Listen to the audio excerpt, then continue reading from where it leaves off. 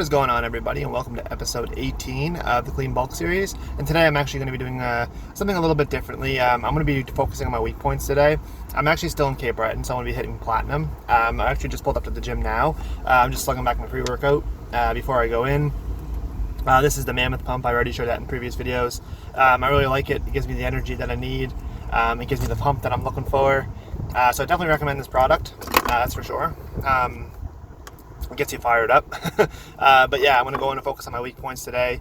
It's going to be core and hamstrings. I really want to improve my core. I know that an effective diet and cutting your calories, and when you're in a calorie deficit, it's all about, that's how you build abs, as they say it's in the kitchen. I completely agree that building abs is definitely in the kitchen, and once you get lean enough, you're definitely going to see your abs. But I really want them to be a strong point of mine. I need to get better with core control.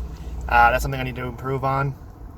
So I want to be able to incorporate some exercises that I feel will help me with this, and that will really chisel out some of my abs.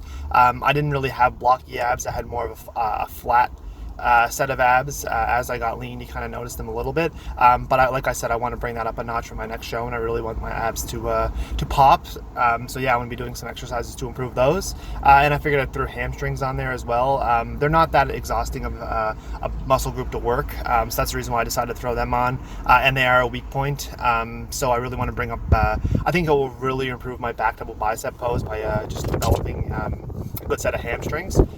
Yeah, so I want to make that pose, well, it is my strongest, but I want to continue to make that pose my strongest, because they say a lot of shows are actually won from the back, and I believe that as well. I think I have a really decent back, and if I can just kind of fill out the package and complete it with a nice set of hamstrings, I think that would definitely play in my corner really well. Yeah, so today's going to be a weak point training, so I'm going to take you in there, and I'm going to show you my ab workout, and I'm also going to get some clips of my hamstring workout as well. All right, guys, I'll see you in there.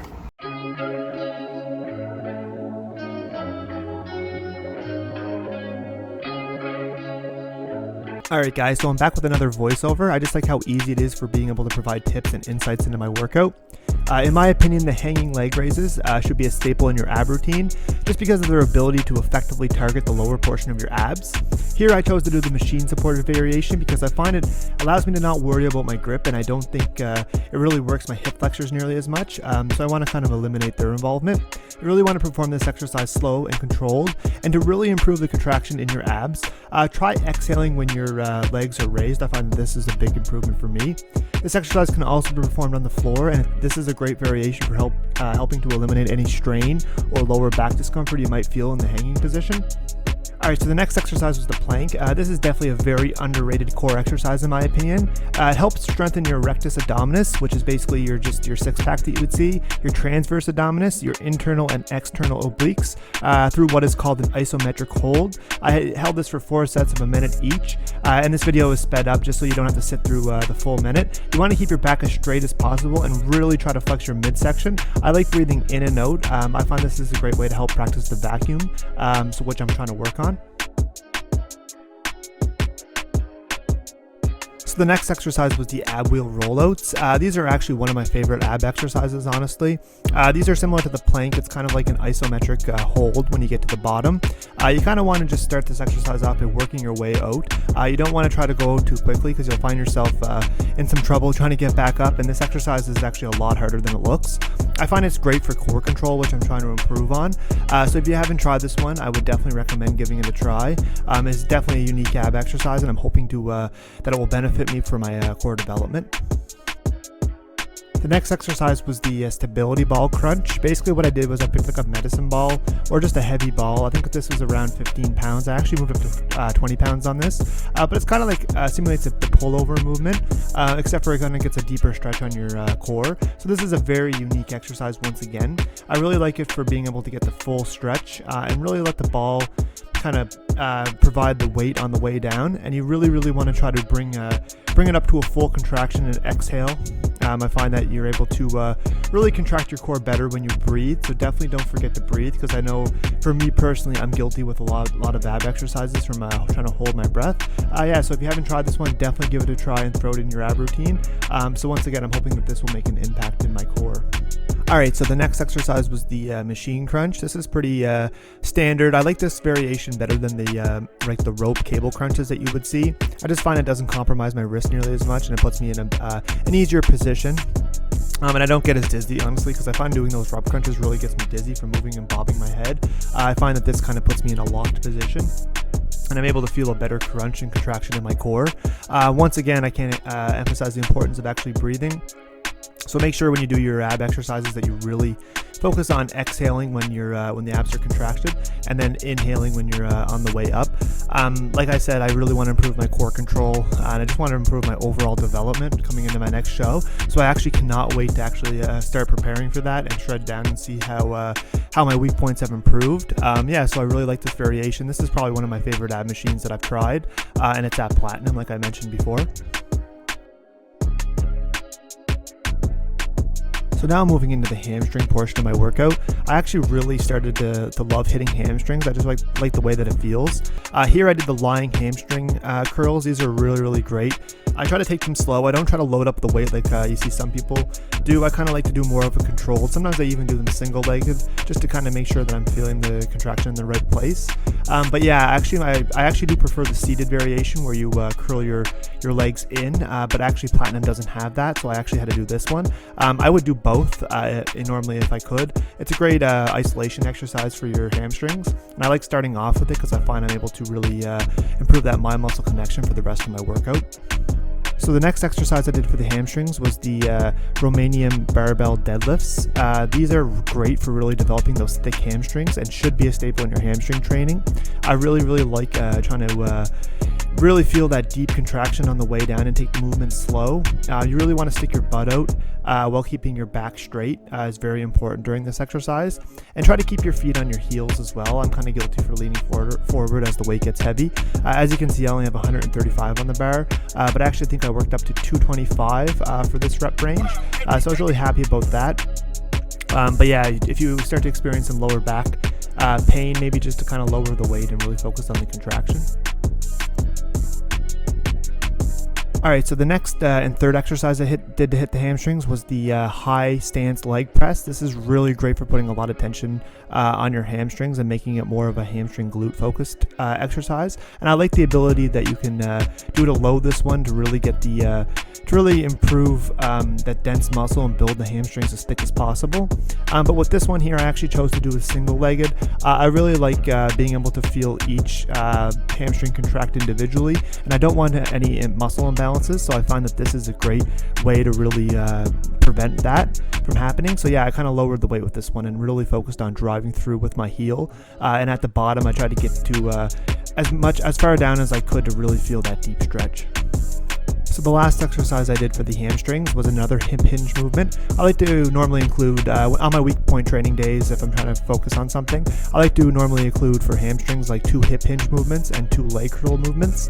So yeah, I kind of did, I did the leg press and I did the leg curl there, the lying one. So with this one, I was able to include it at the end to kind of make sure that they're finished off. There's a specific machine they make for this, but I did it on a back extension machine. You really want to make sure you're feeling it in the hamstring. So really allow yourself to go down all the way and kind of go up to the point where you don't extend your back into a full hyperextension. You just kind of leave it kind of straight. I found I was able to really feel it in my hamstrings, and it's a great finisher.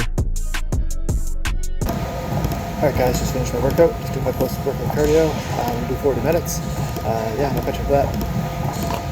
Alright guys, I just finished my workout. I want to head to the grocery store, so I'm going to take you there. I want to show you the some of the high quality protein items that I base my diet off of around.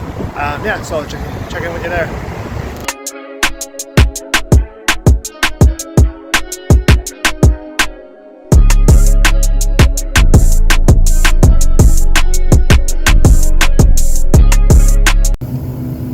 First thing is bananas. They're key. I use them for my carb source after my workout, so post or pre-workout, they're great. The next thing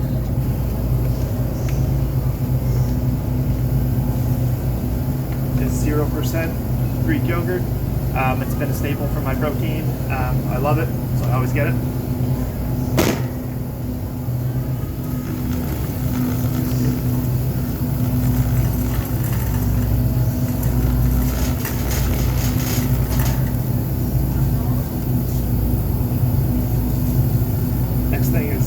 egg whites, another staple.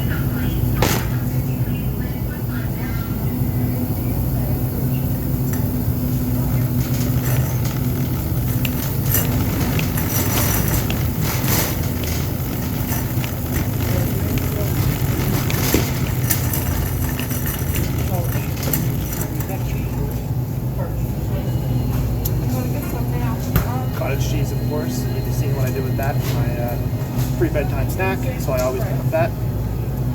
I still think it's the sandwich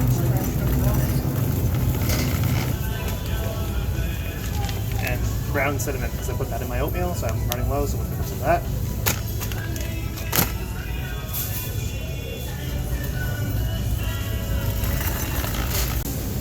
And of course, kiwis. I like picking the individual ones rather than the container because I find the container ones are smaller. So that's kind of why I go with these ones. But yeah. Alright guys, so that's going to do it for this week's episode. I hope you enjoyed the voiceovers and the core workout and hamstring workout that I did. I think it's very important that you focus on your weak points and just take a specific day to kind of give them the full attention that they need. In this case, like I said, I want to bring up my hamstrings and my core. I just feel like they'd be really nice to improve. I just want to be able to come in with a really well-conditioned core, so when I hit that abs and thighs, it really pops. And same thing with my back pose there. I want to be able to have my hamstrings to pop to kind of finish off that pose and make it the best pose that it can be, really. Yeah, so just some more dates that I have. I have a Fitness Facts dropping tomorrow, which is going to be August 12th. And then a new podcast, an installment of my podcast that's going to be on August 15th. And then a brand new video from my YouTube channel from the Clean Bulk series will be August 18th. So make sure you take advantage of all the free content that I'm putting out in terms of the podcast and the blogs. The Fitness Facts is just basically a blog that I do and I provide education. So yeah, I really like doing it. So I mean, that helps.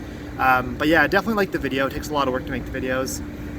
I love the creative process that's involved with it, and I'm hoping you guys are enjoying all this different kind of content that I'm bringing you. And also hit the bell notification and subscribe to my channel when you do. Just because I feel like the YouTube kind of hides the videos, and if you might not get notified when they release unless you hit the bell notification. So I'd really appreciate you guys to receive those notifications. And yeah, so subscribe to my channel. I have a weekly video coming out. I try to put out the best videos that I can with the voiceovers, providing insights, motivational. So yeah, definitely subscribe to my channel. And for those looking to take their fitness journey to the next level, invest today into to my online fitness coaching. I provide one-on-one weekly check-ins. I provide customized training programs, customized nutrition programs. I give you all the tools that you need in order to succeed in your fitness journey. So definitely take the time to visit my website and look at the stuff that I have to offer. It's a minimum of 3 months, but I mean, it's definitely an investment in your journey, and it'll definitely reach your goals. So if they're important for you, make the investment today and join my team. And yeah, I think that's everything there, guys. I hope you enjoyed the video, and look out for my next Fitness Facts dropping tomorrow, podcast dropping on Thursday, and then the next installment of my Clean Bulk series for my YouTube dropping on August 18th. All right, guys, peace out.